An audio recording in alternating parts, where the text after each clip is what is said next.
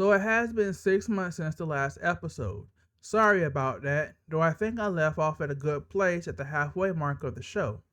So let's get into it. The next 4 episodes gives us a view into the other factions that exist within Dynasty in the Netherworld.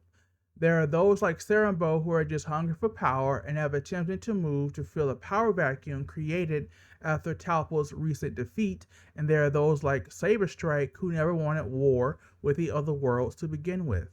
I would say that the Dynasty soldiers have become more useless, as they would surround and even battle for a while with the Ronin warriors, but would just stand there and let them get their stuff together, and in one case get incinerated.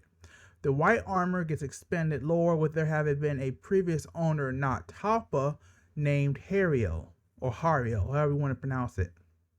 Spelled Hariel. From what I can glean, he is an invention of the dub, but I'll go over the big dub and sub differences when I'm done breaking this series by story arcs. Cerebro and Saberstrike are nice teasers into what Dynasty is like outside of Talpa's inner circle and leaves you wanting more. I do also like that the 10 new villains, in particular Cerebro, recognize that they are winning because the Ronin warriors are not at 100% with them still recovering from their battle with Talpa.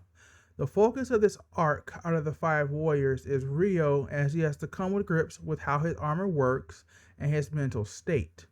He pulls power from both the armor and the bodies of his comrades in order to summon the white armor, but it is revealed that the white armor, revealed to be called the infernal armor, is incomplete. Rio is missing a set of swords and a companion. This plays into his red armor swords literally breaking until he gets the new blades at the end of the arc, and his companion White Blaze merging with another tiger called Black Blaze. Another issue I find with this arc is White Blaze himself. I know he is supposed to be a friendly to humans type of wild animal shown with him playing around with Yu Li in the forest, but Mia is playing with fire but letting him run wild in said forest. And while the forest might be private property, there is still a chance that people might take a trek through the forest for a number of reasons, and White Blaze is very much able to jump over any fencing that might be installed around said property.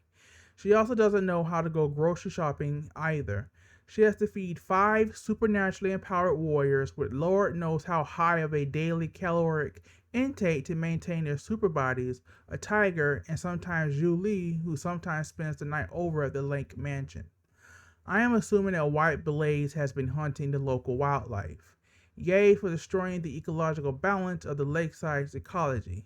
At least the fish are safe. Another thing this series hands ways over is the effect Dynasty has had over the area. The damage to everything was reversed, and the local populace's memory of being captured and potentially tortured is erased. I have to give props to the Ronin warriors for not thinking that the dynasty was gone for good and stayed vigilant while Rio recovered.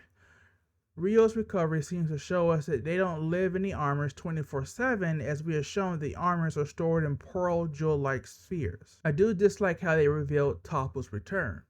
He deals with Saberstrike in his armored form and then just monologues, making the viewers aware he is back, but the main character is oblivious that he is still scheming. I feel it will blunt the viewer's reaction to the warriors learning of his survival, as it would have been better story-wise for the audience to learn of his survival around the same time or episode as the warriors. Another interesting note is that the 2 rival villains are associated with water in some form.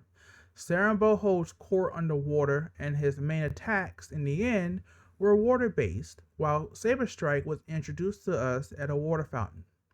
Based on their attacks and character design, Cerambo seems to be based on the diving bell spider, as he also uses webs when he needs to steal enemy powers, while Saberstrike might be based on a butterfly or moth, as he gains such a look when he uses his personal attack, which is sky or air based.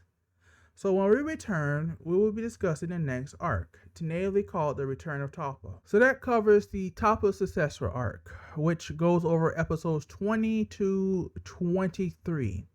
If you have any opinions or whatnot, please put them in the comment section. Social medias are in the video descriptions. Comment, like, subscribe, as I said earlier. This is Umitencho. See you next time for the next arc.